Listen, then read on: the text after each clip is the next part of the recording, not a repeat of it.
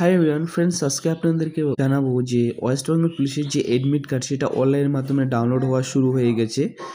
আপনারা কীভাবে ডাউনলোড করবেন, কী ডিটেলস লাগবে, সম্পূর্ণ ডিটেলস কিন্তু এই ভিডিওর মাধ্যমে আপনাদেরকে জানাবো। তো প্রথমত এই ওয়েবসাইটে চলে আসবেন, আসার পর এখানে দেখবেন যে এডমিট কার্ড অপশানটা রয়েছে নিউ বলে, সেটাতে ক্লিক করে দেবেন। সেটাতে ক্লিক করার পর আপনার এখানে দেখবেন যে সিলেক্ট এক্সাম, মানে কোন এক্সামের জন্য এডমিট কার্ড ডাউনলোড করবেন সেটা এখান থেকে সিলেক্ট করে নেবেন।